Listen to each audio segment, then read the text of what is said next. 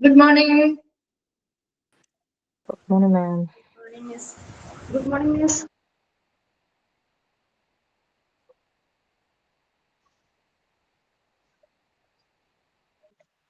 Good morning, ma'am. Okay, നമ്മുടെ കഴിഞ്ഞ ക്ലാസ്സില് എവിടെ വരെ എടുത്തു നിർത്തിയത്? ടൈപ്സ് ഓഫ് അസസ്മെന്റ് അല്ലേ എടുത്തു നിർത്തിയത്? 4 ടൈപ്പും പറഞ്ഞല്ലേ നിർത്തിയിരുന്നത്? ഓക്കെ, 4 ടൈപ്പും ക്ലിയർ ആണോ? വായിച്ചു നോക്കിയിരുന്നോ? ഓക്കെ ആണോ? ഓക്കെ.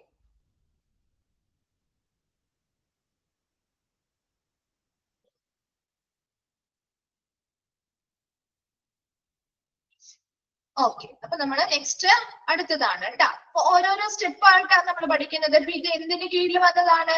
നമ്മളിവിടെ ഓൾറെഡി പറഞ്ഞിരുന്നു, പ്രിൻസിപ്പൽ അസസർ അല്ലെങ്കിൽ അസസ്മെന്റ് ടീം ആ ഒരു സ്ഥാപനത്തിലേക്ക് വന്ന് ഇനി എന്ത് ചെയ്യും? ഈ പറയുന്ന രീതിയിൽ ഏതെങ്കിലും ടൈപ്പ് ഓഫ് അസസ്മെന്റ്, ഇതിൽ ഓൺലൈൻ ഓൺസൈറ്റ് അസസ്മെന്റ് ചെയ്യാം, ചിലപ്പോൾ അവർക്ക് ഡെസ്ക് ടോപ്പ് അസസ്മെന്റ് ചെയ്യാം, അങ്ങനെ ഏത് ടൈപ്പ് വേണമെങ്കിലും ആ ഹോസ്പിറ്റലുമായിട്ട് സഹകരിച്ചുകൊണ്ട് അവർക്ക് ചെയ്യാവുന്നതാണ്. അതിന്റെ കീഴിൽ വന്നതുകൊണ്ടാണ് ആ ടൈപ്പ് അവിടെ വന്നിരിക്കുന്നത് കേട്ടോ. അപ്പൊ 4 ടൈപ്പ് ഉണ്ടെന്ന് അതിന്റെ കൂടെ അങ്ങ് പറഞ്ഞു പോയിരിക്കുന്നതാണ്. അടുത്തത് കമ്മ്യൂണിക്കേഷൻ ചാനൽ. നമുക്കറിയാം, ഒരു ഓൺലൈൻ ആയിട്ട് നമ്മൾ ഒരു ആപ്ലിക്കേഷൻ കൊടുത്തു. നമുക്കിപ്പോ ഒരു PSC ഒക്കെ ആണെങ്കിലും നമ്മൾ എങ്ങനെയാണ്, നമ്മൾ അവരുടെ ഓൺലൈൻ പോർട്ടലിലൂടെയാണ് ഇൻഫർമേഷൻസ് അവർ വിടുക അല്ലെ. അവര് നോട്ടിഫിക്കേഷൻസ് വിടും, എന്ന് എക്സാം ഉണ്ടാവും ഇല്ലേ, അതിനനുസരിച്ച് നോട്ടിഫിക്കേഷൻസ് തരും. അതുപോലെ തന്നെ നമുക്ക് എന്താണ്, ഓൾറെഡി നമ്മൾ കൺഫർമേഷൻസ് കൊടുക്കാനുള്ള മെസ്സേജുകൾ വരും ഇല്ലേ. അതുപോലെ എന്നാണോ നമുക്ക് എക്സാം ഉള്ളത് അതിന് മുൻപായിട്ട് നമുക്ക് ഹോൾ ടിക്കറ്റുകൾ വരും. ആ ഒരു ഓൺലൈൻ പോർട്ടലിലൂടെ നമ്മളോട് കമ്മ്യൂണിക്കേഷൻ നടത്തുന്നത് അല്ലെ. നമ്മൾ അതിലൂടെയാണ് നമ്മൾ അവരുമായിട്ട് കമ്മ്യൂണിക്കേഷൻ നടത്തുന്നത്, അല്ലെങ്കിൽ നമുക്ക് ആവശ്യമുള്ള ഇൻഫർമേഷൻ തരുന്നത്. ഇവിടെയും അതുപോലെ തന്നെ കമ്മ്യൂണിക്കേഷൻ നടത്താൻ വേണ്ടി നമ്മൾ ആ ഒരു ഓൺലൈൻ പോർട്ടൽ തന്നെയാണ് ഉപയോഗിക്കുക.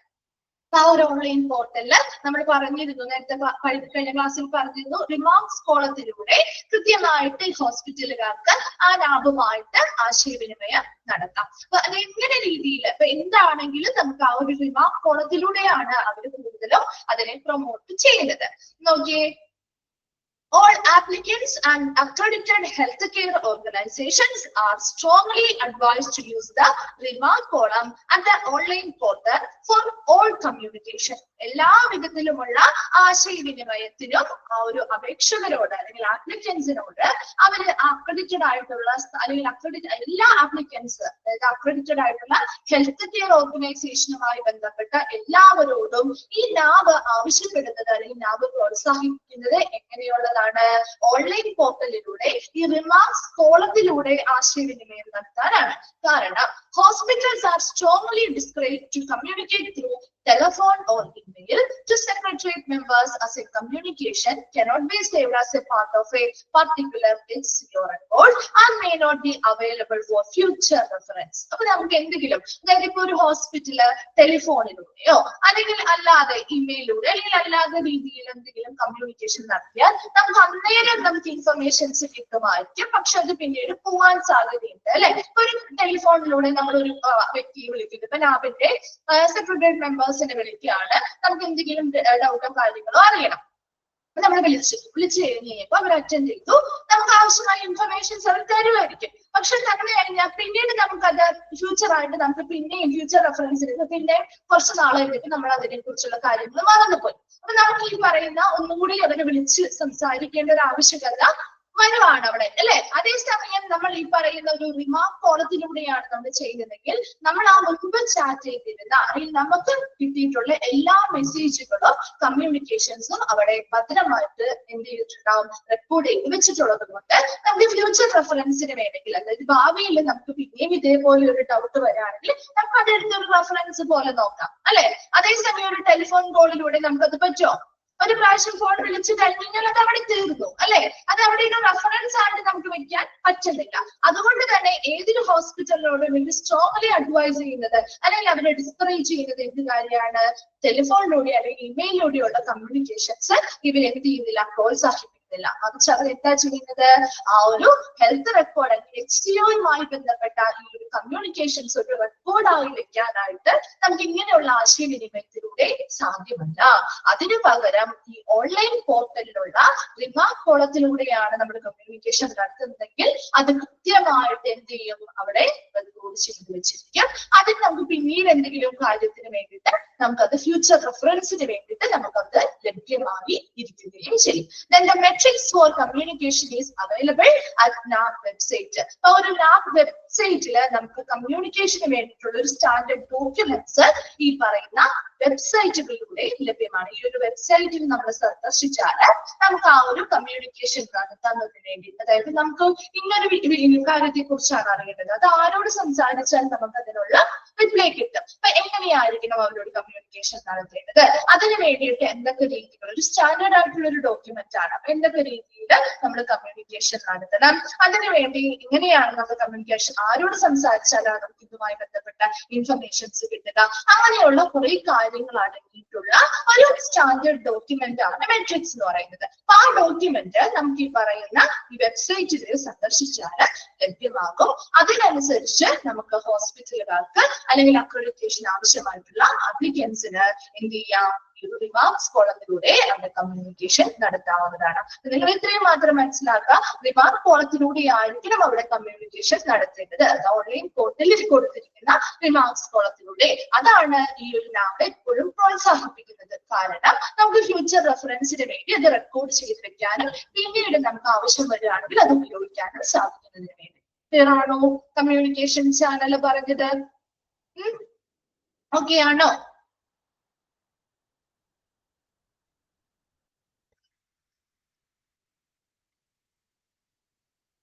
ഓക്കെ, അടുത്തതാണ്. അപ്പൊ ഇനി കമ്മ്യൂണിക്കേഷനുമായി ബന്ധപ്പെട്ട കാര്യങ്ങൾ പറഞ്ഞു. ഇനി നമ്മൾ അസസ്മെന്റിലേക്ക് കിടക്കാണ്. അപ്പൊ നമ്മൾ ഓൾറെഡി എല്ലാ ഡോക്യുമെന്റ്സും സബ്മിറ്റ് ചെയ്തു, അവരത് വിലയിരുത്തി. ഇനി മെയിൻ ആയിട്ടുള്ള അസസ്മെന്റ് പ്രോസസ്സുകളിലേക്ക്, വിലയിരുത്തൽ എന്താണ് അസസ്മെന്റുമായി ബന്ധപ്പെട്ട ഓരോ കാര്യങ്ങളിലേക്കാണ് ഇനി നമ്മൾ മെയിൻ പ്രോസസ്സിലേക്ക് കിടക്കുന്നത്. അപ്പൊ അതില് ഇതെന്ന് പറയുന്നത് ഫസ്റ്റ് അസസ്മെന്റ്, 2 അസസ്മെന്റ് കൊടുത്തിട്ടുണ്ട്. ഓക്കെ, അസസ്മെന്റ് ഓപ്ഷണലും ഫൈനൽ അസസ്മെന്റും കൊടുത്തിട്ടുണ്ട്. ഈ അസസ്മെന്റ് ഓപ്ഷണൽ എന്ന് പറഞ്ഞാൽ പ്രീ അസസ്മെന്റ് ആണ്. ഒന്ന് വേണമെങ്കിൽ ഒന്ന് നോട്ട് ചെയ്ത് എഴുതി വെച്ചോട്ടോ, പ്രീ അസസ്മെന്റ് ആണ്. ഇത് പെട്ടെന്ന് കാണുമ്പോൾ അല്ലെങ്കിൽ 2 അസസ്മെന്റ് വന്നിരിക്കുന്നത് എന്തുകൊണ്ടാണ് എന്നൊരു സംശയം തോന്നിയേക്കും. അപ്പൊ അത് പറയുമ്പോൾ നമുക്ക് മനസ്സിലാവുമായിരിക്കും, പിന്നീട് വായിക്കുമ്പോൾ ചിലപ്പോൾ ഒരു കൺഫ്യൂഷൻ വരാൻ സാധ്യതയുണ്ട്. കാരണം ഹെഡിങ് കാണുമ്പോൾ മാത്രമേ ഉള്ളൂ കേട്ടോ, ഉള്ളിലേക്ക് വായിക്കുമ്പോൾ നിങ്ങൾക്ക് മനസ്സിലാവും. അപ്പൊ പ്രീ അസസ്മെന്റ് ആണ് ഇത്, അതായത് അത് ഓപ്ഷണൽ ആണ്. ഓപ്ഷണൽ എന്ന് പറഞ്ഞാൽ എന്താ, നിർബന്ധമില്ല അല്ലെ. ആ ഒരു സ്ഥാപനത്തിന് വേണമെങ്കിൽ ചെയ്യാം അല്ലെങ്കിൽ വേണ്ട, അത് ഓപ്ഷണൽ ആണ്. അവർക്ക് വേണമെങ്കിൽ ചെയ്യാം അല്ലെങ്കിൽ വേണ്ട, നിർബന്ധമില്ല ഇവിടെ ഈ ഒരു പ്രീ അസസ്മെന്റ് എന്ന് പറഞ്ഞാൽ. എന്ന് വെച്ചാല് ഫൈനൽ അസസ്മെന്റ് ഏതൊരു സ്ഥാപനത്തിലും നിർബന്ധമായിട്ടും നമ്മൾ ചെയ്യുന്ന ഒരു കാര്യമാണ് ഫൈനൽ അസസ്മെന്റ്. ഈ ഫൈനൽ അസസ്മെന്റ് നടത്തുന്നതിന് മുൻപ് ആ ഹോസ്പിറ്റലിന് വേണമെങ്കിൽ പ്രീ അസസ്മെന്റ് നടത്താം. അതായത് പ്രീ അസസ്മെന്റ് നടത്താൻ അതിനു വേണ്ടി ചില ഫീസും കാര്യങ്ങളൊക്കെ അവരടക്കണം. അപ്പൊ ഈ പറയുന്ന നാബിന്റെ അസസർ ടീം വന്ന് പരിശോധിക്കുകയും, അതായത് നമുക്കറിയുമ്പോ നമ്മൾ എക്സാമിനൊക്കെ മുൻപ് നമ്മൾ മോഡലുകൾ ഇടാറില്ലേ, മോഡൽ എക്സാമിന് മുൻപ് നമ്മൾ മോഡൽ എക്സാമുകൾ നടത്താറില്ലേ, ഇല്ലേ, മോഡൽ എക്സാം നടത്താറില്ലേ. അപ്പൊ ആ ഒരു മോഡൽ എക്സാം നമ്മൾ എഴുതിയില്ലെങ്കിലും വലിയ പ്രശ്നമില്ല അല്ലെ, നിർബന്ധം പറയൂ അവര്. ഇപ്പൊ ഒരു പ്രാവശ്യത്തെ നമുക്ക് എന്തെങ്കിലും ബുദ്ധിമുട്ട് വന്നു, നമുക്ക് എഴുതാൻ പറ്റിയില്ല, നമ്മൾ ഒരു ഹോസ്പിറ്റൽ കേസായിട്ട് നമുക്ക് ഒരു മോഡൽ എക്സാം എഴുതാൻ പറ്റില്ല, എന്നാലും അവർ നമ്മുടെ ഫൈനൽ എക്സാം എഴുതിക്കില്ലേ, എഴുതിക്കോ? നിർബന്ധമായിട്ടുള്ളൊരു കാര്യമാണ് മോഡൽ എഴുതുക എന്നുള്ളത് അല്ല. അതേസമയം എന്തിനാ മോഡൽ നമ്മൾ എക്സാം എഴുതുന്നത്? മോഡൽ എക്സാം എന്തിനാ നമ്മൾ എഴുതുന്നത്? എന്ത് കാര്യത്തിന്? വെറുതെ എഴുതുന്നതാണോ മോഡൽ എക്സാമുകള്? വെറുതെ എഴുതുന്നതാണോ? ആ ഒരു ട്രയൽ ആണ് അല്ലെ, നമുക്കൊരു എക്സ്പീരിയൻസ് കിട്ടും. അതുപോലെ നമ്മൾ എത്രത്തോളം പഠിച്ചിട്ടുണ്ട് എന്നുള്ളത് നമുക്ക് മനസ്സിലാക്കാൻ പറ്റും അല്ലെ. അതിനൊക്കെ വേണ്ടിയിട്ടല്ലേ. അപ്പൊ നമുക്ക് ഏതൊക്കെ ഭാഗങ്ങളിലാണ് ക്വസ്റ്റ്യൻസ് വരുമ്പോഴാണ് നമുക്ക് എഴുതാൻ പറ്റാതെ വരുന്നത്, നമുക്ക് ഏതൊക്കെ ഭാഗങ്ങൾ നന്നായിട്ട് ഇനി പഠിച്ച് മെയിൻ എക്സാമിനൊക്കെ എഴുതേണ്ടി വരും അല്ലെ, അങ്ങനെ കുറവുകൾ ഏതൊക്കെ ഭാഗത്താണ്, നമുക്ക് അധികം ബുദ്ധിമുട്ടുകളുള്ള ഭാഗങ്ങൾ എഴുതാൻ, ഇതൊക്കെ മനസ്സിലാക്കിയ ഫൈനൽ എക്സാമിന് വേണ്ടി നന്നായിട്ട് പ്രിപ്പയർ ചെയ്യാനായിട്ടുള്ള ഒരു എക്സ്പീരിയൻസ് വരുന്നതാണ് മോഡൽ എക്സാം അല്ലെ. അതുപോലെ തന്നെ ഇവിടെ ഈ പറയുന്ന പ്രീ അസസ്മെന്റും ഇതേ മെത്തേഡ് തന്നെ. ഫൈനൽ അസസ്മെന്റിന് വേണ്ടിയിട്ട് തയ്യാറെടുപ്പ് നടത്തണം അല്ലെ.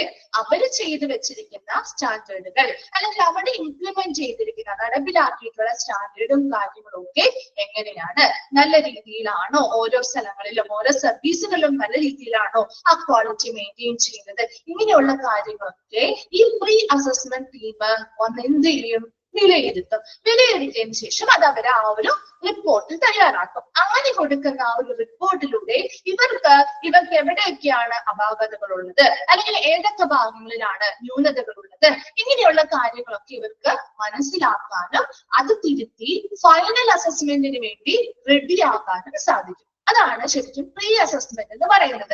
അത് ആ സ്ഥാപനത്തിന് ആവശ്യമെങ്കിൽ ചെയ്താൽ മതി, നിർബന്ധമില്ല. പ്രീ അസസ്മെന്റ് ചെയ്യണം എന്നുള്ളത് ഓപ്ഷണൽ ആണ്. ആ ഓപ്ഷണൽ ആയതും അതാണ് പ്രത്യേകമായിട്ട് അവിടെ ഓപ്ഷൻ എന്ന് മെൻഷൻ ചെയ്തിരിക്കുന്നത് കേട്ടോ. പ്രീ അസസ്മെന്റ് നടത്താതെയും നമുക്ക് ഫൈനൽ അസസ്മെന്റിലേക്ക് പോവാം. ക്ലിയർ ആയോ? ഒരു ഔട്ട്ലൈൻ കിട്ടിയോ? ഇനി പറയുമ്പോൾ നമുക്ക് അത് ക്ലിയർ ആവും കേട്ടോ.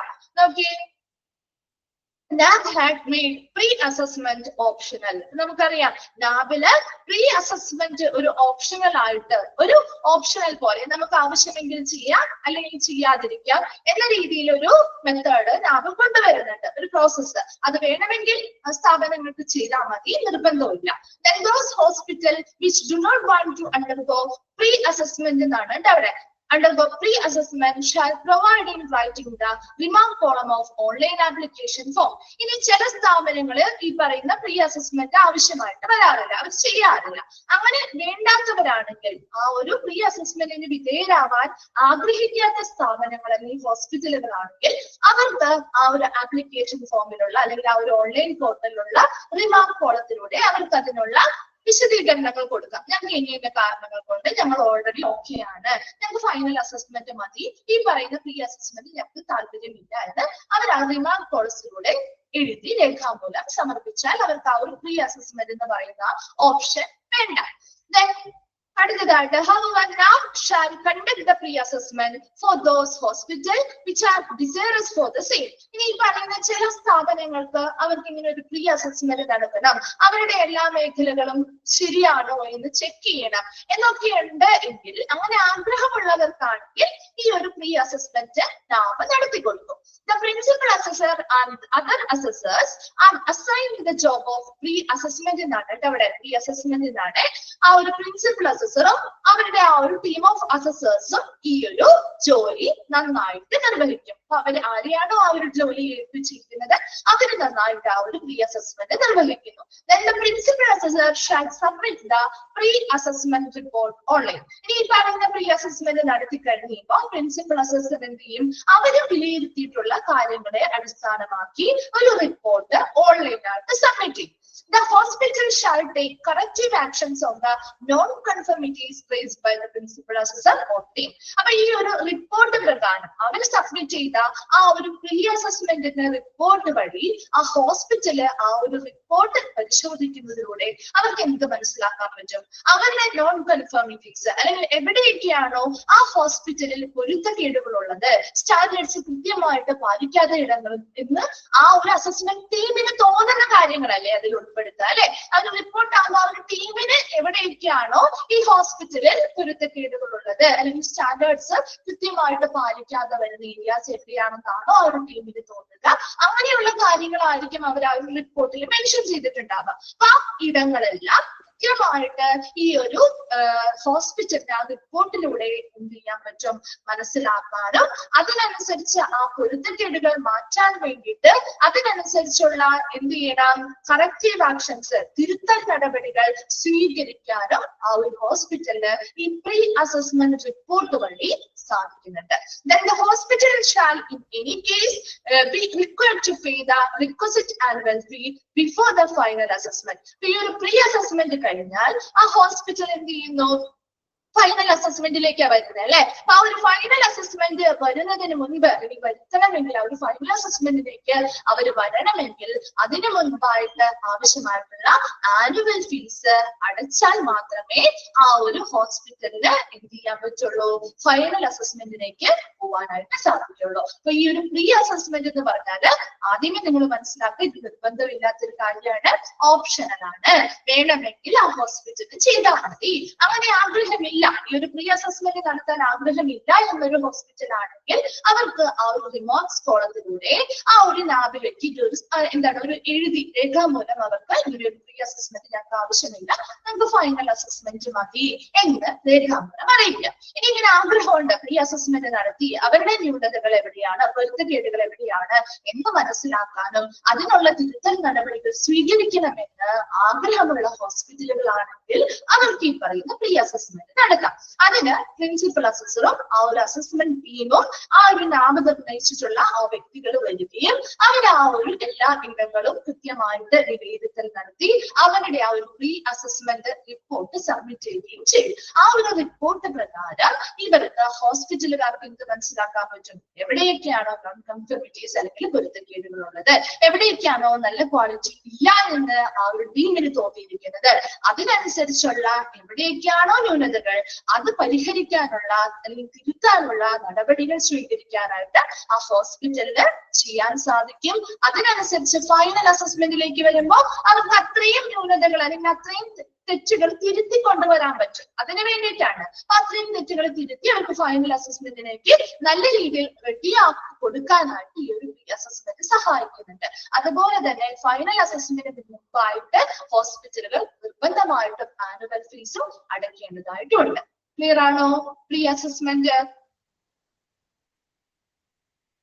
ഓക്കെ ആണോ?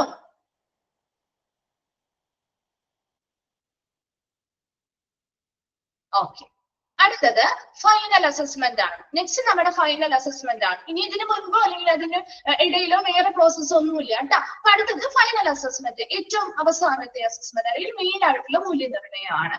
After the hospital has taken essential corrective action to the non conformities raised during the pre assessment which is optional. അപ്പോൾ ഈ ഹോസ്പിറ്റൽ ഈ പറയുന്ന പ്രീ അസസ്മെന്റ് നടത്തിയെന്ന് വിചാരിക്കും. ഓപ്ഷണൽ ആണെന്ന് പിന്നെയും പറയുന്നുണ്ട് കേട്ടോ. അപ്പൊ പ്രീ അസസ്മെന്റ് നടത്തിയിട്ടുണ്ടെങ്കിൽ അവരതുമായി ബന്ധപ്പെട്ട് അവർക്ക് എന്തൊക്കെയാണോ പൊരുത്തക്കേടുകൾ കണ്ടിട്ടുള്ളത് അതുമായി ബന്ധപ്പെട്ട കറക്റ്റീവ് ആക്ഷൻസ്, തിരുത്തൽ നടപടികൾ അവർ സ്വീകരിക്കുകയും അതിനനുസരിച്ച് അവരെന്ത് ചെയ്യുന്നു, അവിടുത്തെ സ്റ്റാൻഡേർഡ്സും ക്വാളിറ്റിയും ഒക്കെ മികച്ചതാക്കി മെയിൻറ്റെയിൻ ചെയ്ത് കൊണ്ടുപോകുന്നതിന് ശേഷമായിരിക്കും ഈ ഒരു ഫൈനൽ അസസ്മെന്റിലെ ഡേറ്റും കാര്യങ്ങളും തീരുമാനിക്കുന്നത്. അപ്പൊ അത് ആ ഹോസ്പിറ്റലുകാരും ഈ പറയുന്ന ലാബും കൂടി ഒരുമിച്ച് ഏകോപിച്ചുകൊണ്ടാണ് ഒരു ഡേറ്റും കാര്യങ്ങളും ഫിക്സ് ചെയ്യുക. Then NAB shall propose to constitute an assessment team for the final assessment. ആ ഒരു ഫൈനൽ അസസ്മെന്റിന് വേണ്ടി അല്ലെങ്കിൽ ആ ഒരു അന്തിമ മൂല്യനിർണ്ണയത്തിന് വേണ്ടിയിട്ട് ആ ഒരു NAB എന്ത് ചെയ്യും, ഒരു കോൺസ്റ്റിറ്റ്യൂട്ട് അസസ്മെന്റ് ടീം, ഒരു അതുമായി ബന്ധപ്പെട്ട ഒരു അസസ്മെന്റ് ടീമിനെ ഉണ്ടാക്കുകയും however as previously mentioned HTOs can directly go for final assessment. നമ്മൾ നേരത്തെ പറഞ്ഞ പോലെ തന്നെ ഒരു ഹെൽത്ത് കെയർ ഓർഗനൈസേഷന് പ്രീ അസസ്മെന്റ് ഇല്ലാതെ തന്നെ നേരിട്ട് ഫൈനൽ അസസ്മെന്റിലേക്ക് കടക്കാൻ സാധിക്കുകയും ചെയ്യും. Then, however, as previously mentioned, the total number of assessors appointed shall depend on the size of the hospital. ഇനി പറയുന്ന ഒരു അസസ്മെന്റ് ടീമിനെ സെറ്റ് ചെയ്യുമെന്ന് പറഞ്ഞല്ലോ. അപ്പൊ ആ ഒരു ടീമിനെ സെറ്റ് ചെയ്യുമ്പോൾ അത് എത്ര പേര് വേണം, ആ ഒരു ടീമില് എത്ര ആളുകളാണ് ആ ഒരു അസസ്മെന്റ് ടീമിൽ ഉൾപ്പെടേണ്ടത്. ഇപ്പൊ വലിയൊരു ഹോസ്പിറ്റലൊക്കെ ആണെങ്കിൽ ഒരു 3-4 പേരെ വിട്ടിട്ട് കാര്യമുണ്ടോ? വലിയൊരു ഹോസ്പിറ്റലാണ്, ഒരുപാട് സർവീസുകളും ഫെസിലിറ്റിയും കൊടുക്കുന്ന മെഡിക്കൽ കോളേജ് പോലെയുള്ള വലിയൊരു ഹോസ്പിറ്റൽ ആണെങ്കിൽ ഈ 1-2 പേരെയൊക്കെ ടീമിൽ വിട്ടു കഴിഞ്ഞാല് മുഴുവൻ ഏരിയയും ഇവർക്ക് കവർ ചെയ്ത് അസസ്മെന്റ് നടത്താൻ പറ്റുമോ? ഇല്ല. പെട്ടെന്ന് കഴിയണമെങ്കിൽ എന്ത് ചെയ്യണം? അതെ, അപ്പൊ പെട്ടെന്ന് കഴിയണമെങ്കിൽ ആ ഹോസ്പിറ്റലിന്റെ സൈസിനനുസരിച്ച് ആ ഒരു ടീമിലെ അംഗങ്ങളുടെ എണ്ണം കൂട്ടണം, അല്ലെ? അങ്ങനെ ആ ഒരു ഹോസ്പിറ്റലിന്റെ സൈസ് എത്രത്തോളം ഉണ്ട്, അതുപോലെ അവിടുത്തെ സർവീസിന്റെ സ്കോപ്പ് എത്രത്തോളം ഉണ്ട്. അപ്പൊ അങ്ങനെയുള്ള സർവീസിന്റെ സ്കോപ്പ് ഒക്കെ അനുസരിച്ചാണ് നമ്മുടെ വാലിഡിറ്റി ഒക്കെ കൊടുക്കുന്നത് കേട്ടോ. അപ്പൊ നമ്മൾ ഓൾറെഡി പഠിച്ചിട്ടുണ്ടായിരുന്നു 3 വർഷം കൂടുമ്പോഴാണ് ആ ഒരു ലാബിന്റെ പുനഃക്രമീകരണം അല്ലെങ്കിൽ ആ ഒരു വാലിഡിറ്റി തീരുന്നത്. അപ്പൊ നമ്മുടെ സ്മോൾ ഹെൽത്ത് കെയർ ഓർഗനൈസേഷൻ ഒക്കെയാണ് ചെറിയ ഹോസ്പിറ്റൽസിലെ അവർക്കൊക്കെ ശരിക്കും 2 വർഷമൊക്കെ കൊടുക്കാറുള്ളൂ. അതേസമയം വലിയ ഹോസ്പിറ്റലുകളാണെന്ന് വിചാരിക്കുക, ഒരുപാട് സർവീസുകളുണ്ട്, ഒരുപാട് വിപുലമായിട്ടുള്ള ഫെസിലിറ്റികൾ കൊടുക്കുന്ന ആ ഒരു സ്കോപ്പ് ഓഫ് അക്രഡിറ്റേഷനെ അടിസ്ഥാനമാക്കിയാണ് നമ്മൾ പ്രധാനമായിട്ടും ലാബിന്റെ ആ സർട്ടിഫിക്കറ്റ് വാലിഡിറ്റി ഒക്കെ നോക്കുന്നത്. അത്രയും ചിലപ്പോൾ 4 വർഷം വരെയും പോവാറുണ്ട് കേട്ടോ. അപ്പൊ അത് അങ്ങനെയുള്ള സർട്ടിഫിക്കേഷൻസുമായി ബന്ധപ്പെട്ട് അവിടുത്തെ സർവീസുകൾ എത്രത്തോളം വിപുലമായിട്ടുള്ള സർവീസുകളാണ്, അതിന്റെ സ്കോപ്പ് ഓഫ് സർവീസ് എത്രത്തോളം ഉണ്ട്, അവിടുത്തെ ഹോസ്പിറ്റലിന്റെ സൈസ് എത്രത്തോളം ഉണ്ട്, ഇതിനെയൊക്കെ അടിസ്ഥാനമാക്കിയാണ് ആ ഒരു ടീമില് എത്ര പേര്, ആ ഒരു അസസ്മെന്റ് ടീമില് എത്ര പേരെ അപ്പോയിന്റ് ചെയ്യണം എന്ന് തീരുമാനിക്കുന്നത്. അടുത്തതായിട്ട് the date of final assessment shall be agreed upon by the hospital management and assessor. ഈ ആ ഒരു ഡേറ്റ് ഏത് ദിവസമായിരിക്കണം ഈ ഒരു ഫൈനൽ അസസ്മെന്റ് നടത്തിയത് എന്ന് തീരുമാനിക്കുന്നത് ആരൊക്കെ ചേർന്നുകൊണ്ടാണ്? ലാബ് മാത്രമല്ല തീരുമാനിക്കുന്നത് അല്ലെ, ആ അസസേഴ്സിന്റെ സൗകര്യം നോക്കണം അല്ലെ. അവർക്ക് വേറെ എവിടെയെങ്കിലും അസസ്മെന്റ് കാര്യങ്ങൾ നിശ്ചയിച്ചിട്ടുണ്ടെങ്കിൽ അതുമായി ബന്ധപ്പെട്ട അവരുടെ ഡേറ്റും അതുപോലെ തന്നെ ആ ഹോസ്പിറ്റൽ മാനേജ്മെന്റും കൂടി ഒരുമിച്ച് എഗ്രി ചെയ്യുന്ന ഒരു ഡേറ്റ് നോക്കി അവര് ഫൈനൽ അസസ്മെന്റിന് വേണ്ടിയിട്ട് ഫിക്സ് ചെയ്യും. Then the assessment shall be conducted on all the facilities covered under accreditation. ഈ ഒരു അസസ്മെന്റ് കൃത്യമായിട്ട് എവിടെയാണ് ചെയ്യുന്നത്? ഈ പറയുന്ന അക്രഡിറ്റേഷന്റെ കീഴിൽ വരുന്ന എല്ലാ ഫെസിലിറ്റികളും, ആ സ്ഥാപനത്തിൽ കൊടുക്കുന്ന അക്രഡിറ്റേഷന്റെ കീഴിൽ വരുന്ന എല്ലാ ഫെസിലിറ്റികളിലും ഈ പറയുന്ന അസസ്മെന്റ് അല്ലെങ്കിൽ മൂല്യനിർണ്ണയം നമ്മൾ നടത്തും. And verifies its completes to the lab standards. അതിനുശേഷം എന്ത് ചെയ്യുന്നു? ആ പറയുന്ന ഓരോ ഫെസിലിറ്റികളിലും അല്ലെങ്കിൽ ഓരോ സർവീസ് ഏരിയാസിലും കൃത്യമായിട്ട് ഈ ലാബ് സ്റ്റാൻഡേർഡ്സ് അവർ പാലിക്കുന്നുണ്ടോ എന്ന് പരിശോധിക്കുകയും ചെയ്യുന്നു. Then the documented quality system, the policies and procedures and other manuals etc. shall be assessed for their implementation and effectiveness. ഇനി നമ്മൾ ഓൾറെഡി പറഞ്ഞിരുന്നു, അവർ ക്വാളിറ്റീസ് മാനേജ്മെന്റ് സിസ്റ്റം അല്ലെങ്കിൽ ക്വാളിറ്റി മാനുവൽ തയ്യാറാക്കണം, പോളിസികൾ തയ്യാറാക്കണം, പ്രൊസീജിയറുകൾ തയ്യാറാക്കണം അല്ലെ. ഇതൊക്കെ ഓൾറെഡി നമ്മൾ പ്രിപ്പയർ ചെയ്യണം എന്നുള്ളത് ഓൾറെഡി പഠിച്ച കാര്യമാണ് അല്ലെ. അപ്പൊ ഇങ്ങനെയുള്ള മറ്റു ഡിപ്പാർട്ട്മെന്റുമായി ബന്ധപ്പെട്ട മാനുവൽ തയ്യാറാക്കണം. ഈ പറയുന്ന എല്ലാ ഡോക്യുമെന്റ്സും ഈ ഒരു അസസ്മെന്റ് ടീം ശരിയായ രീതിയിൽ പരിശോധിക്കും. അതിനനുസരിച്ച് ഈ പറയുന്ന ഓരോ ക്വാളിറ്റി മാനുവൽസിനനുസരിച്ച് അല്ലെങ്കിൽ പോളിസിയിൽ പറയുന്നതനുസരിച്ച് അല്ലെങ്കിൽ പ്രൊസീജിയറിൽ പറയുന്നതനുസരിച്ച് ഓരോ കാര്യങ്ങളും അവിടെ നടപ്പിലാക്കുന്നുണ്ടോ, അതിന്റെ കാര്യക്ഷമത എത്രത്തോളമാണ്, ഇങ്ങനെയുള്ള എല്ലാ കാര്യങ്ങളും ഈ ഒരു അസസ്മെന്റ് ടീമുകള് വളരെ ശരിയായ രീതിയിൽ മൂല്യനിർണ്ണയം നടത്തുകയും ചെയ്യുന്നു. Then, based on the assessment by the assessors, the assessment report is made and uploaded by the principal assessor in the online portal. ഈ പറയുന്ന അസസ്മെന്റ് ടീം, അസസ്സേഴ്സ് എല്ലാവരും ഈ പറയുന്ന വിലയിരുത്തൽ എത്ര നന്നായിട്ട് പൂർത്തിയാക്കി അവരെന്ത് ചെയ്യും? ആ ഒരു ടീമായിട്ട് നിന്നുകൊണ്ട് തന്നെ അവരുടെ ഫൈൻഡിങ്സും കാര്യങ്ങളും ഒക്കെ വെച്ചുകൊണ്ട് ഈ പ്രിൻസിപ്പൽ അസസർ എന്ത് ചെയ്യും? ആ ഒരു ഫൈനൽ അസസ്മെന്റിന്റെ റിപ്പോർട്ട് ഈ ഓൺലൈൻ പോർട്ടലിൽ അപ്ലോഡ് ചെയ്യും. ഈ ഓൺലൈൻ പോർട്ടലിൽ അപ്ലോഡ് ചെയ്യുന്ന ആ ഒരു റിപ്പോർട്ട് പ്രകാരം the details of non-conformity observed during the assessment is visible to the hospital team in the online portal once the principal assessor submits the report.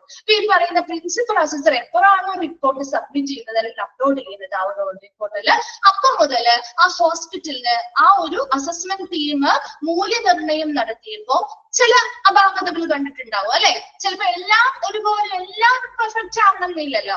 ചില ഏരിയാസിൽ ചിലപ്പോ അപാകതകള് അല്ലെങ്കിൽ ഈ പറയുന്ന പൊരുത്തക്കേടുകൾ കണ്ടെത്തിയിട്ടുണ്ടാവും. അപ്പൊ അത് ഈ പറയുന്ന ഫൈനൽ അസസ്മെന്റിന്റെ റിപ്പോർട്ടിലൂടെ ആർക്ക് മനസ്സിലാവും? ആ ഹോസ്പിറ്റലുകാർക്ക് മനസ്സിലാവും. ഇനി അങ്ങനെ ഹോസ്പിറ്റലുകാർക്ക് മനസ്സിലായാൽ അവർക്ക് എന്ത് ചെയ്യാം? ഒരു പ്രാവശ്യം കൂടി അവർക്ക് ഒരു ഓപ്ഷൻ കൊടുക്കും, ഇത് തിരുത്തി കൊടുക്കാനായിട്ട്. അതാണ് നമ്മൾ അടുത്തത് പറയാൻ പോകുന്നത്. ഇത്രയും ഒന്നുകൂടി പറഞ്ഞിട്ട് നെക്സ്റ്റ് ഭാഗത്ത് പോവാട്ടോ. അപ്പൊ ഫൈനൽ അസസ്മെന്റ് എന്ന് പറഞ്ഞാൽ അന്തിമ മൂല്യനിർണ്ണയമാണ്. അതിന് വേണ്ടിയിട്ട് നമ്മൾ പ്രീ അസസ്മെന്റ്, ചില സ്ഥാപനങ്ങൾ പ്രീ അസസ്മെന്റ് ചെയ്തിട്ട് അവർ ആ ഒരു പ്രീ അസസ്മെന്റ് റിപ്പോർട്ട് പ്രകാരമുള്ള കറക്റ്റീവ് ആക്ഷൻസും കാര്യങ്ങളും ചെയ്തു കഴിഞ്ഞായിരിക്കും ഫൈനൽ അസസ്മെന്റിലേക്ക് വരിക. അത് നമുക്ക് നിർബന്ധമില്ല, നേരിട്ടും നമുക്ക് ഈ ഒരു ഫൈനൽ അസസ്മെന്റിലേക്ക് ഒരു സ്ഥാപനത്തിന് വരാവുന്നതാണ്. ഇനി അതിനു വേണ്ടിയിട്ട് നാം ഒരു അസസ്മെന്റ് ടീമിനെ തീരുമാനിക്കും. ആ ഒരു അസസ്മെന്റ് ടീം ആയിരിക്കും ഈ പറയുന്ന ആ ഒരു അസസ്മെന്റുമായി ബന്ധപ്പെട്ട എല്ലാ കാര്യങ്ങളും മൂല്യനിർണ്ണയം നടക്കുന്നത്. അതിനുവേണ്ടി എത്ര നമ്പർ ഓഫ് അസസേഴ്സ് ആ ഒരു ടീമിൽ വേണം എന്ന് തീരുമാനിക്കുന്നത് ആ ഒരു ഹോസ്പിറ്റലിന്റെ സൈസും അതുപോലെ അവിടെ കൊടുക്കുന്ന സർവീസുകളുടെ വ്യാപ്തിക്കും അനുസരിച്ചാണ്. ഇത്രയും ക്ലിയർ ആണോ? ഇനി ഏത് ദിവസമാണ് ഫൈനൽ അസസ്മെന്റ് നടത്തുന്നത് എന്ന് തീരുമാനിക്കുന്നത് ആ ഹോസ്പിറ്റൽ മാനേജ്മെന്റും അവിടെയുള്ള ആ ഒരു അസസ്സർ ടീമിന്റെയും രണ്ടുപേരും എഗ്രി ചെയ്യുന്നതിന് സംബന്ധിക്കുന്ന ഒരു ഇഷ്ടമാണ്, അവർക്ക് രണ്ടുപേർക്കും ഓക്കെ ആയിട്ടുള്ള ഒരു ദിവസമായിരിക്കും ആ ഒരു ഫൈനൽ അസസ്മെന്റിന് വേണ്ടി സെലക്ട് ചെയ്യുക.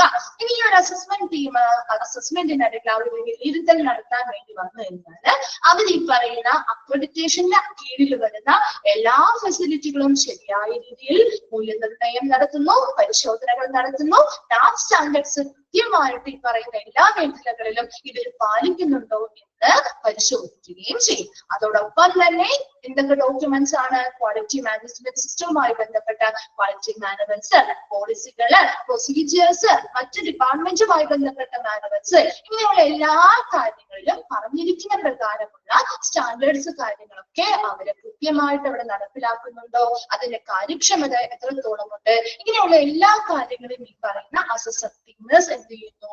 വിലയിരുത്തുകയും ചെയ്യും. അതിനനുസരിച്ചുള്ള പരിശോധനകൾ നടത്തും. ഇവർക്ക് ഈ പറയുന്ന മൂല്യനിർണ്ണയം നടത്തിയതിൽ നിന്ന് കിട്ടുന്ന ആ പറയുന്ന ഫൈനൽസ് അല്ലെങ്കിൽ കണ്ടെത്തലുകളിൽ നിന്ന് ഈ പ്രിൻസിപ്പൽ അസസർ എന്ത് ചെയ്യും? ഒരു റിപ്പോർട്ട് തയ്യാറാക്കും. ഈ റിപ്പോർട്ട് അത് ഫൈനൽ അസസ്മെന്റിന്റെ റിപ്പോർട്ടാണ് കേട്ടോ. ആ ഫൈനൽ അസസ്മെന്റിന്റെ റിപ്പോർട്ട് അവർ ആ ഒരു ഓൺലൈൻ പോർട്ടലിൽ ഈ പ്രിൻസിപ്പൽ അസസർ അപ്ലോഡ് ചെയ്യും. എപ്പോഴാണോ ഈ പ്രിൻസിപ്പൽ അസസർ ഓൺലൈൻ പോർട്ടലിൽ റിപ്പോർട്ട് അപ്ലോഡ് ചെയ്യുന്നത്, അപ്പൊ മുതൽ ആ ഹോസ്പിറ്റലുകാർക്ക് അവരുടെ റിപ്പോർട്ട് വായിക്കാനും അതിൽ ഏതൊക്കെ ഇടങ്ങളിലാണ് ഈ പറയുന്ന അസസ്മെന്റ് നോൺ കൺഫോമിറ്റീസ് അല്ലെങ്കിൽ പൊരുത്തക്കേടുകൾ തോന്നിയിരിക്കുന്നത് അല്ലെങ്കിൽ ന്യൂനതകൾ തോന്നിയിരിക്കുന്നത് എന്ന് മനസ്സിലാക്കാനും ഈ ഒരു എപ്പോൾ റിപ്പോർട്ട് വായിക്കുന്നതിലൂടെ സാധിക്കും.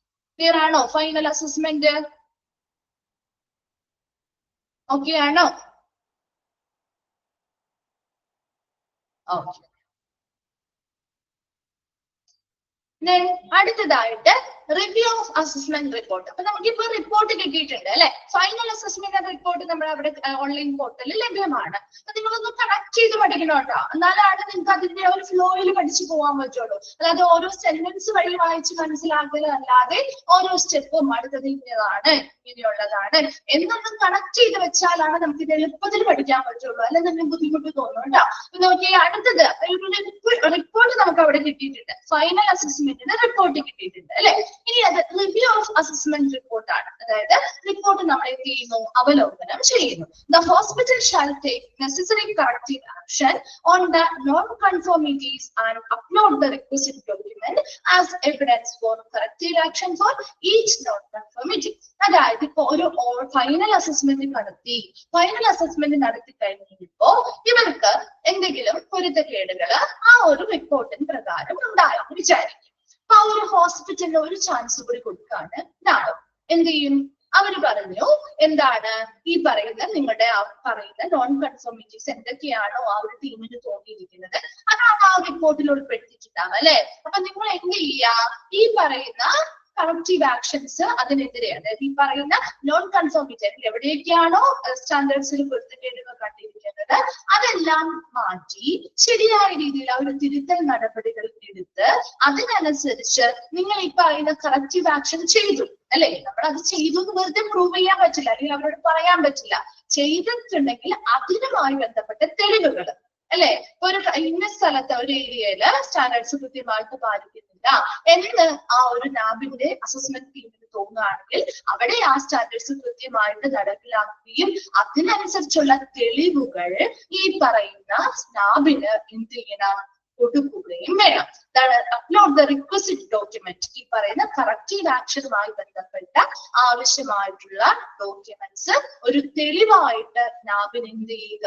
സമർപ്പിക്കുക. അപ്പൊ ഇങ്ങനെയുള്ള ബുദ്ധിമുട്ടുകൾ ഇല്ലാതിരിക്കാൻ വേണ്ടിയിട്ടാണ് മിക്ക സ്ഥാപനങ്ങളും പ്രീ അസസ്മെന്റ് ചെയ്യുന്നത്. അപ്പൊ അവർക്ക് ന്യൂനതകൾ അറിയാം, അതിനനുസരിച്ച് കറക്റ്റീവ് ആയിട്ടുള്ള ആക്ഷൻസ് എടുത്താൽ പിന്നെ ഫൈനൽ അസസ്മെന്റിൽ ഇങ്ങനെയുള്ള ബുദ്ധിമുട്ടുകൾ വരില്ലല്ലോ.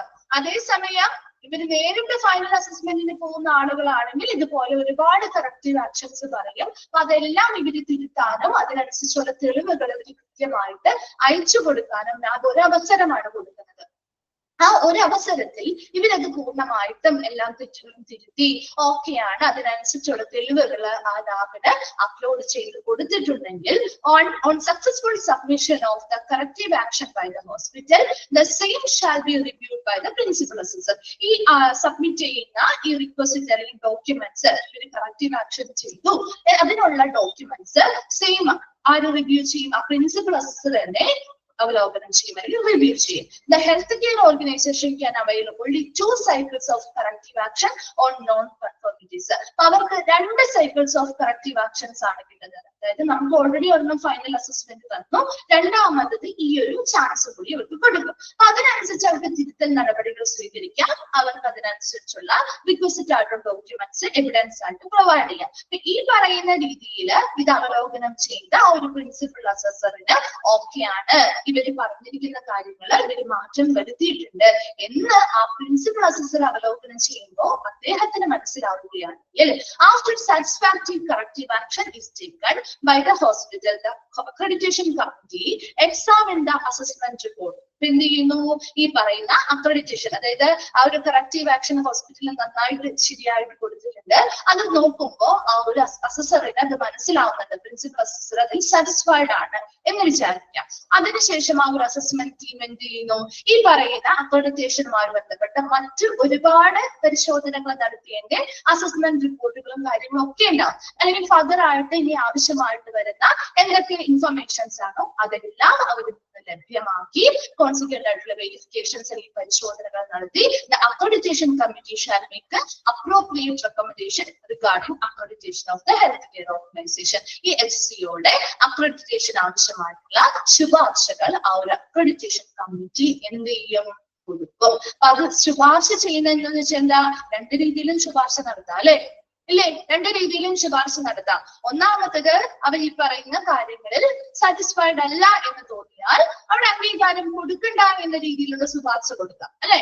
അതല്ല, ഇവരെല്ലാ രീതിയിലും ഇവർ പറഞ്ഞിരിക്കുന്ന കാര്യങ്ങളൊക്കെ ഓക്കെയാണ്, ആ പറയുന്ന അസസ്മെന്റ് ടീമിന് അതിൽ സാറ്റിസ്ഫൈഡ് ആണെങ്കിൽ അവർ എന്ത് രീതിയിലുള്ള ശുപാർശയായിരിക്കും കൊടുക്കുക? അക്രഡിറ്റേഷൻ നൽകാമെന്ന രീതിയിലുള്ള ശുപാർശയായിരിക്കും കൊടുക്കുക അല്ലെ? അല്ലെങ്കിൽ അക്രഡിറ്റേഷൻ ആണെങ്കിൽ റീ അക്രഡിറ്റേഷൻ നമുക്ക് നൽകാം എന്ന രീതിയിലുള്ള ശുപാർശയായിരിക്കും. അത് ആ ഒരു അക്രഡിറ്റേഷൻ കമ്മിറ്റിയെ ബേസ് ചെയ്തിട്ടാണ് വരുന്നത്.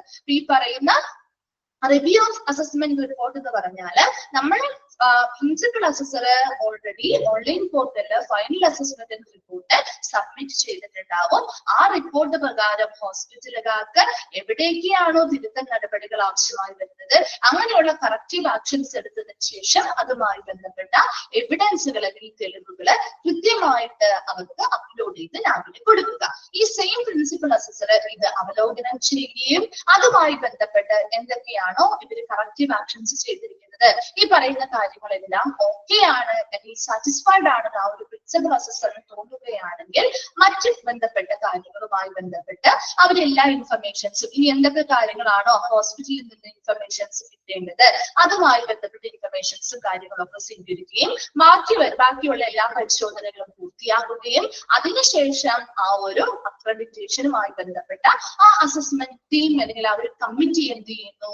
കൃത്യമായിട്ടുള്ള ശുപാർശകൾ ഈ ഒരു അംഗീകാരവുമായി ബന്ധപ്പെട്ട ശുപാർശകൾ ബന്ധപ്പെട്ട ലാബില് കൊടുക്കുകയും ചെയ്യുന്നു. ക്ലിയർ ആണോ? Review of assessment report okay ആണോ?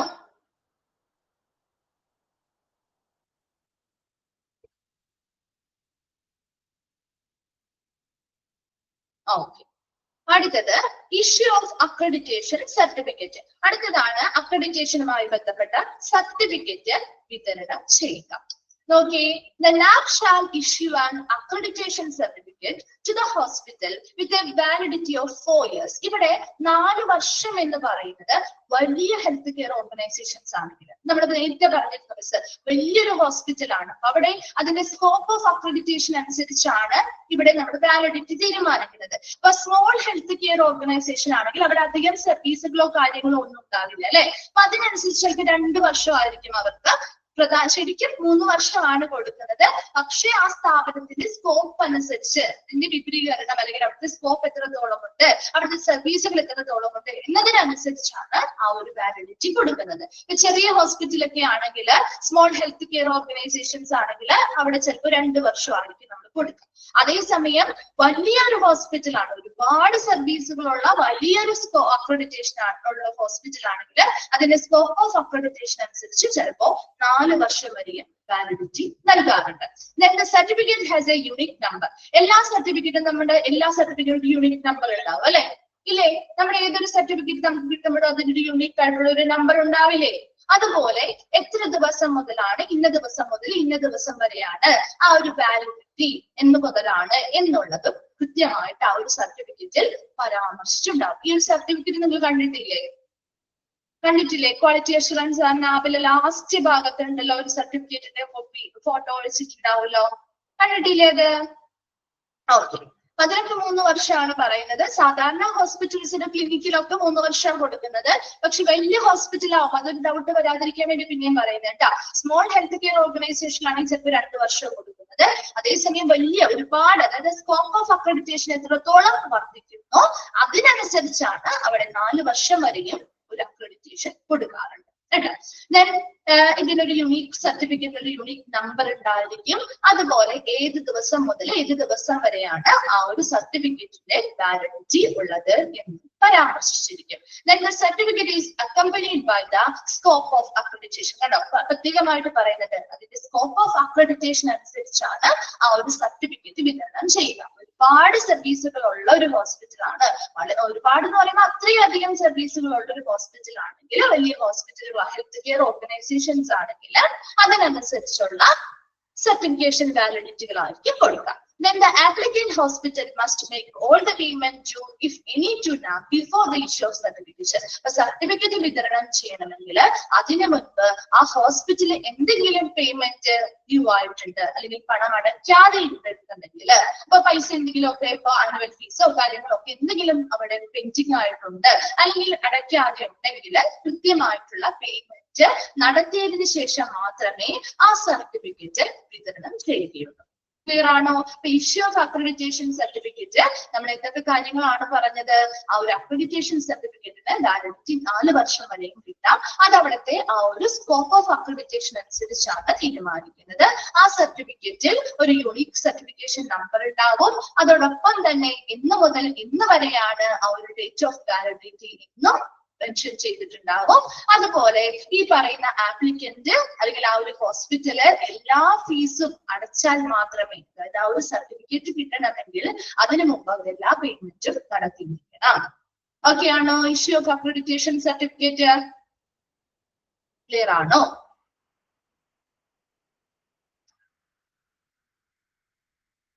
ഓക്കെ. അടുത്തത് സർവൈലൻസ് ആൻഡ് റീ അസസ്മെന്റ്. നിങ്ങൾ വീട്ടിൽ പോയി വായിച്ചു നോക്കാറുണ്ടോ? എളുപ്പമല്ലേ? അധികം ബുദ്ധിമുട്ടൊന്നുള്ള ഭാഗമല്ല. നിങ്ങൾക്ക് കണ്ടിന്യൂ ചെയ്ത് ഇങ്ങനെ ഒന്ന് ഒരു കണക്ട് ചെയ്ത് വെക്കാൻ പറ്റുന്നില്ലേ? ഇല്ലേ? ഒരുപാട് ഇങ്ങനെ ഒന്നും പറഞ്ഞിട്ടില്ല, വളരെ സിമ്പിൾ ആയിട്ടാ പറഞ്ഞിരിക്കുന്നത്. ഒന്ന് കണക്ട് ചെയ്ത് വെക്കാൻ പറ്റുന്നില്ലേ? പറ്റുന്നുണ്ടോ? വായിച്ചു നോക്കിയിരുന്നോ?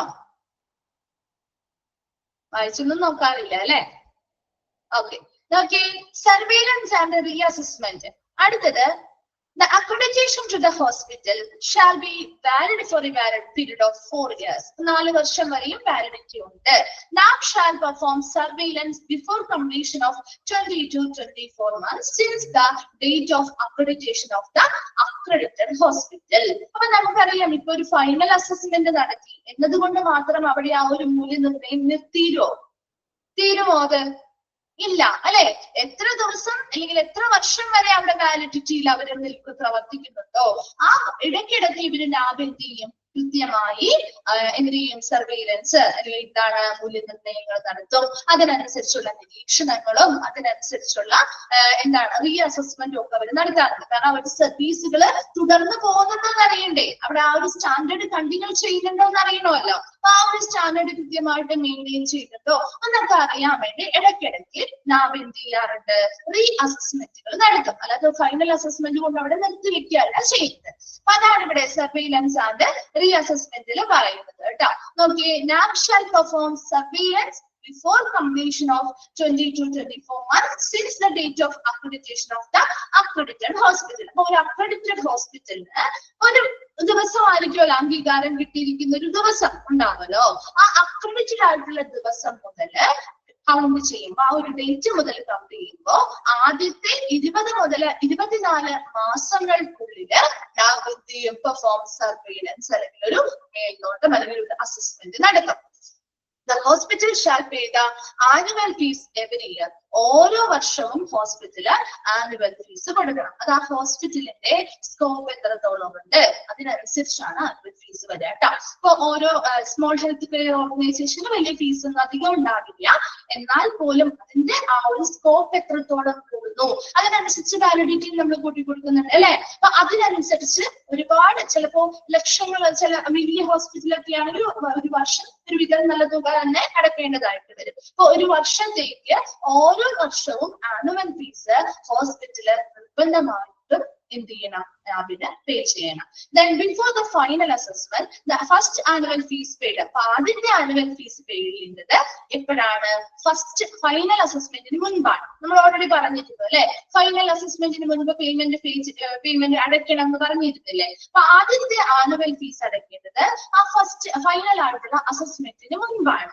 And valid till the date of end of the first year from the date of accreditation. അതായത് എന്ന് മുതലാണോ നമ്മൾ ഫീസ് അടച്ചത് ആ ദിവസം മുതൽ അടുത്ത വർഷം അതേ ദിവസത്തിന് മുൻപത്തെ ദിവസം വരെയാണ് സാധാരണ നമ്മുടെ എല്ലാത്തിന്റെയും പേയ്മെന്റ് ഒരു വർഷം വാലിഡിറ്റി എങ്ങനെ എഴുതുക?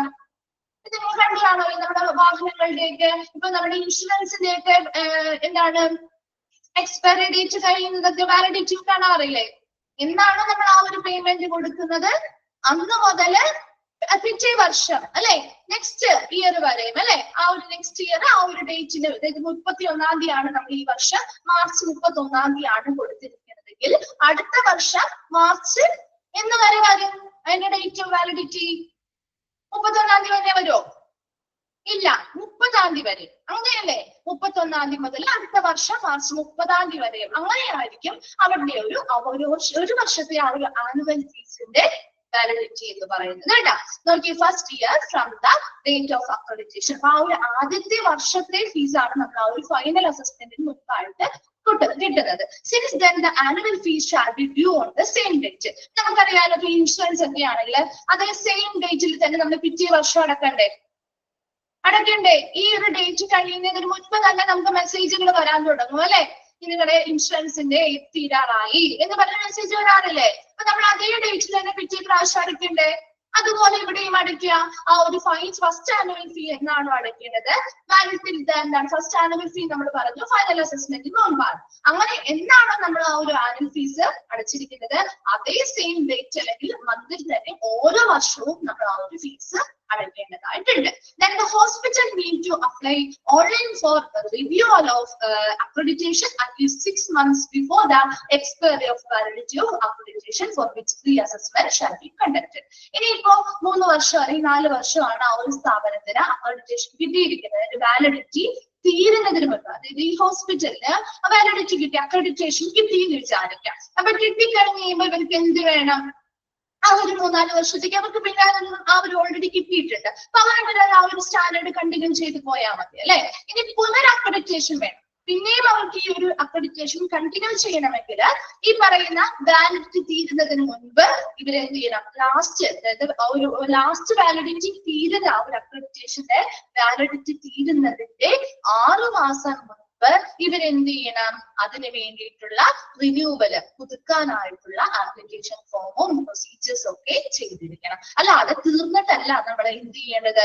നമ്മൾ എങ്ങനെയാണ് ഇപ്പൊ ഒരു ഇൻഷുറൻസോ കാര്യങ്ങളോ തീർന്നിട്ടാണ് നമ്മൾ പുതുക്കാൻ പോവാ? ആണോ? തീർന്നു കഴിഞ്ഞിട്ടാണ് നമ്മൾ പുതുക്കാൻ പോവാ? അത് കുറെ കോംപ്ലിക്കേഷൻസ് ഇല്ലേ? പിന്നെയും നമ്മൾ ആദ്യം തുടങ്ങി ഒരുപാട് കാര്യങ്ങൾ ചെയ്യണം. അതേസമയം തീരുന്നതിന് മുൻപ് തന്നെ നമ്മൾ പുതുക്കുന്നത്.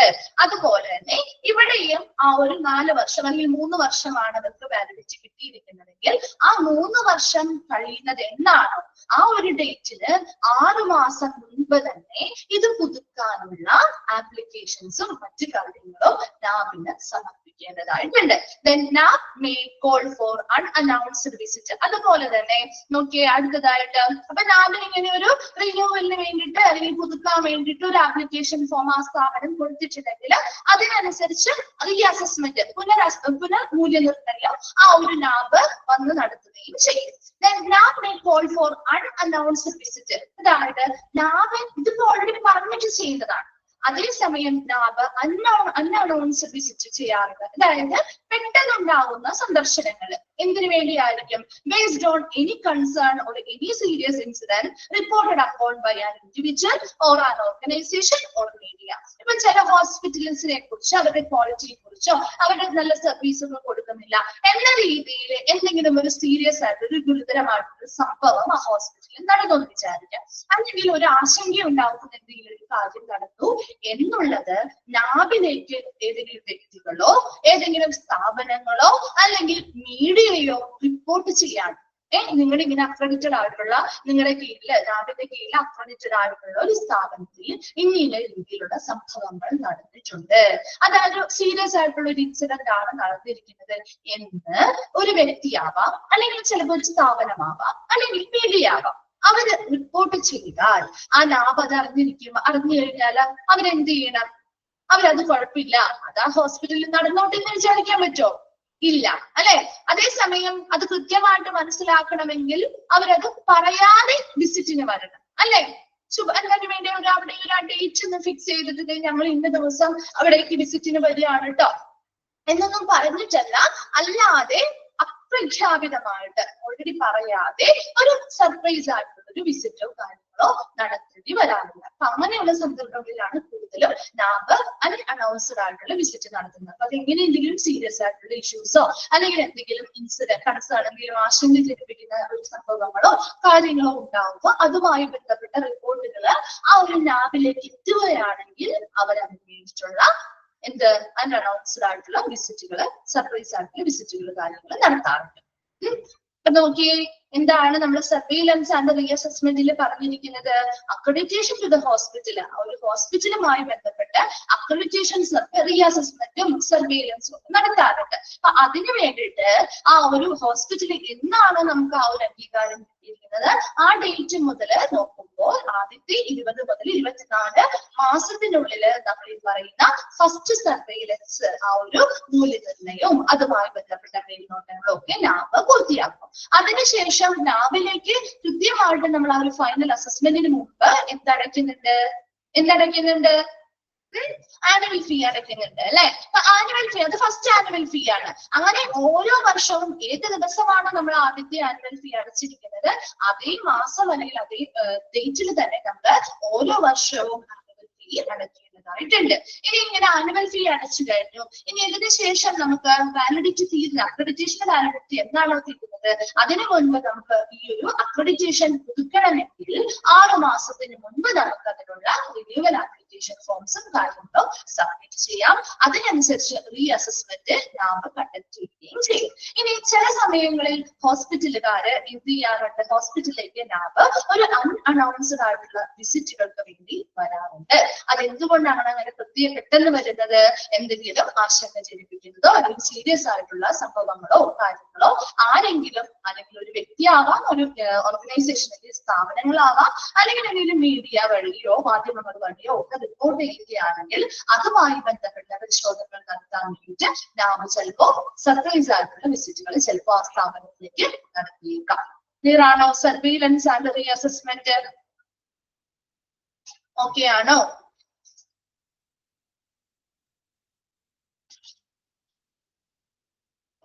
ഓക്കെ. നെക്സ്റ്റ് വരുന്നത് ഫോക്കസ് അസസ്മെന്റ്. ഫോക്കസ് അസസ്മെന്റ് പറയുന്നത് focus assessment are done in HCO when there are any significant changes with regard to the HCO's activities. അതായത് ഇപ്പൊ ഓൾറെഡി നമ്മൾ ഒരു സ്ഥാപനത്തിന് അക്രഡിറ്റേഷൻ അല്ലെങ്കിൽ അംഗീകാരം കൊടുത്തു. ചിലപ്പോൾ നമുക്ക് എന്തെങ്കിലും ഭൗതികപരമായിട്ടുള്ളൊരു ഫെസിലിറ്റി കുറവുകൾ മൂലമോ ചിലപ്പോൾ നമ്മൾ ആ ഒരു സ്ഥാപനം തന്നെ ആ ഒരു പൊസിഷനിൽ നിന്ന് ചിലപ്പോൾ മറ്റൊരു പൊസിഷനിലേക്ക് ചേഞ്ച് ചെയ്യാറുണ്ട് അല്ലെ. ചിലപ്പോ എന്തെങ്കിലും ഒരു ക്ലിനിക്ക് ആയിരിക്കാം, ആ ഒരു ക്ലിനിക്കിന് ഇപ്പൊ ഒരു അംഗീകാരം കിട്ടിയ ക്ലിനിക്ക് ആണെങ്കിൽ പോലും ചിലപ്പോൾ നമുക്ക് അവിടുത്തെ ഫെസിലിറ്റികള് മതിയാവാതെ വരുമ്പോ നമുക്ക് വേറെ സ്പേസോ കാര്യങ്ങളോ ഇല്ലാതെ വരുമ്പോ നമ്മൾ ആ ഒരു ക്ലിനിക്ക് കുറച്ചും കൂടി വിപുലീകരിക്കാൻ വേണ്ടിയിട്ട് അല്ലെങ്കിൽ കുറച്ചും കൂടി വേറെ സ്പേഷ്യസ് ആയിട്ടുള്ള ഇടങ്ങളിലേക്ക് മാറ്റാറില്ലേ? അല്ലെ, ചില സ്ഥാപനങ്ങൾ മാറ്റാറില്ലേ? അങ്ങനെ മാറ്റുന്ന സമയത്ത് അല്ലെങ്കിൽ അവിടുത്തെ അഡ്രസ്സിൽ, അതാണ് അവിടെ അഡ്രസ്സിലോ അല്ലെങ്കിൽ ലൊക്കേഷനിലോ ചേഞ്ച് വരാം അല്ലെ?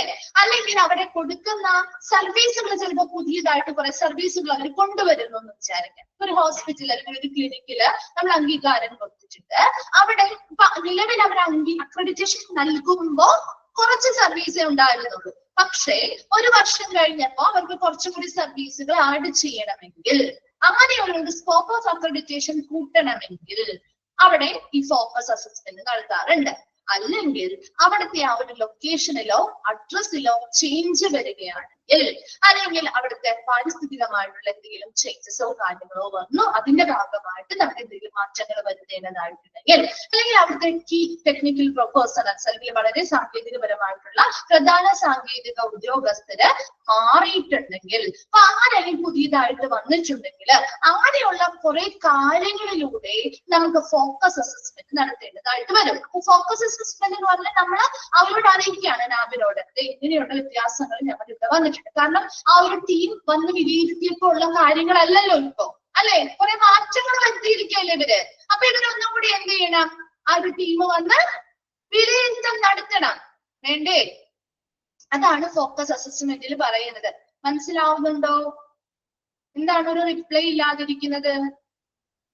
മനസ്സിലാവാത്തത് കൊണ്ടാണോ? അത് ബുദ്ധിമുട്ട് തോന്നുന്നത് കൊണ്ടാണോ? ഇതൊന്നും അത്ര ബുദ്ധിമുട്ടുള്ള കാര്യങ്ങളൊന്നും അല്ലല്ലോ, അല്ലെ? ഓൾറെഡി നിങ്ങൾ പഠിച്ചതുമായിട്ട് കണക്ട് ചെയ്ത് വരുന്നതാണ്. ചില ചാപ്റ്റേഴ്സ് ഒക്കെ നമ്മൾ ഒട്ടും പഠിക്കാത്തത് അല്ലെങ്കിൽ റിലേറ്റീവ് അല്ലാത്ത കുറെ ചാപ്റ്റേഴ്സ് വരും.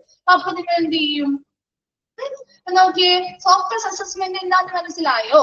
HCO when there are any significant changes with regard to the HCO അല്ലെങ്കിൽ ആ ഹെൽത്ത് കെയർ ഓർഗനൈസേഷനിലെ പ്രവർത്തനങ്ങൾ, ആക്ടിവിറ്റീസ് അല്ലെങ്കിൽ അവിടുത്തെ ഓപ്പറേഷൻസുമായി ബന്ധപ്പെട്ട് മാറ്റങ്ങൾ ഉണ്ടാകും. അതായത് അവിടെ scope of change, scope of അക്രഡിറ്റേഷനിൽ ചേഞ്ച് വരുന്നു. അവിടെ ഒരുപാട് സർവീസുകൾ, അതായത് അക്രഡിറ്റേഷൻ നൽകിയ സമയത്ത് ഉള്ള സർവീസുകൾ ആയിരിക്കില്ല ഇപ്പോൾ ഉള്ളത്. അവർ കുറെ സർവീസുകൾ ആഡ് ചെയ്തു വിചാരിക്കാം. അപ്പൊ അംഗീകാരം എടുക്കാം. പിന്നെയും ആ ഒരു അസസ്മെന്റ് ടീം എന്ത് ചെയ്യണം? വിലയിരുത്താൻ വരണം, അല്ലെ? കാരണം അവർ അക്രഡിറ്റേഷൻ കൊടുത്ത സമയത്തുള്ള സർവീസ് അല്ല ഇപ്പോൾ നിലവിൽ അവിടെ ഉള്ളത്. അതുപോലെ തന്നെ അവരുടെ ചേഞ്ച് ഓഫ് അഡ്രസ് അല്ലെങ്കിൽ ലൊക്കേഷൻ, ചിലപ്പോൾ അവരൊരു സ്ഥാപനം ഒരു സ്ഥലത്ത് നിന്ന് വേറെ ഏതെങ്കിലും സ്ഥലത്തേക്ക് ഷിഫ്റ്റ് ചെയ്തു എന്ന് വിചാരിക്കാം. അങ്ങനെ ലൊക്കേഷനോ അഡ്രസ്സോ മാറിയിട്ടുണ്ടെങ്കിൽ ആവാം. അല്ലെങ്കിൽ അവരുടെ എൻവയോൺമെന്റ് അല്ലെങ്കിൽ പരിസ്ഥിതിയിൽ എന്തെങ്കിലും വ്യത്യാസങ്ങൾ നടത്തി അതുമായി ബന്ധപ്പെട്ട എന്തെങ്കിലും മാറ്റങ്ങൾ വരുത്തിയിട്ടുണ്ടെങ്കിൽ അങ്ങനെയാവാം. അല്ലെങ്കിൽ അവിടുത്തെ കീ ആയിട്ടുള്ള ടെക്നിക്കൽ പേഴ്സണൽസ് വ്യത്യാസം വന്നിട്ടുണ്ട്, പുതിയ ആളുകളെയാണ് നമ്മൾ നിയമനത്തിലെടുത്തിരിക്കുന്നത്. അങ്ങനെയുള്ള വ്യത്യാസങ്ങളിൽ ഈ ചേഞ്ചസ് ആ ഒരു സ്ഥാപനത്തിൽ ഉണ്ടാവുകയാണെങ്കിൽ ഈ പറയുന്ന ഫോക്കസ് അസസ്മെന്റിന് വേണ്ടി ആ ഒരു ഹെൽത്ത് കെയർ ഓർഗനൈസേഷൻ നാബിനോട് ആവശ്യപ്പെടണം. The hospitals are asked to give policy and procedure related to focus visit to an accredited hospital by visiting the following. ഈ പറയുന്ന ഫോക്കസ് അസസ്മെന്റ് നടത്താനായിട്ട് നാബ് വരുന്നതിന് മുൻപായിട്ട് ഇതുമായി ബന്ധപ്പെട്ട് എന്തൊക്കെ പോളിസികളാണ്, പ്രൊസീജിയേഴ്സ് ആണ് ഈ ഒരു ഫോക്കസ് അസസ്മെന്റുമായി ബന്ധപ്പെട്ട് ഉള്ളത് എന്ന കാര്യങ്ങൾ ആ ഒരു ഹോസ്പിറ്റലിന് അറിയണമെങ്കിൽ അവർക്ക് ഈ പറയുന്ന വെബ്സൈറ്റുകളിലൂടെ കയറിയാൽ ആ ഫോക്കസ് അസസ്മെന്റ് അല്ലെങ്കിൽ ഫോക്കസ് വിസിറ്റുമായി ബന്ധപ്പെട്ടുള്ള പോളിസികളും പ്രൊസീജിയേഴ്സിനെ കുറിച്ചൊക്കെ കൃത്യമായിട്ട് ഈ ലിങ്കിലൂടെ ആ ഹോസ്പിറ്റലിന് അറിയാൻ സാധിക്കും. അപ്പൊ അതിനനുസരിച്ച് ഈ പറയുന്ന ലിങ്കിലൂടെ കൊടുത്തിരിക്കുന്ന പോളിസികളും പ്രൊസീജിയേഴ്സും അനുസരിച്ച് അവരോരോ കാര്യങ്ങളും ചെയ്തു വെച്ചിട്ടായിരിക്കണം ഈ ഒരു ഫോക്കസ് അസസ്മെന്റിന് വേണ്ടി നാബിനെ വിളിക്കാനായിട്ട്. ക്ലിയർ ആണോ ഫോക്കസ് അസസ്മെന്റ്? ഓക്കെ ആണോ?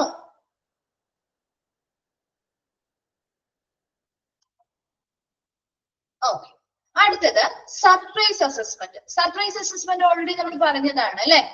എന്തുകൊണ്ടാണ് സർപ്രൈസ് അസസ്മെന്റ് നടത്താന്നുള്ളത് നോക്കിയേ.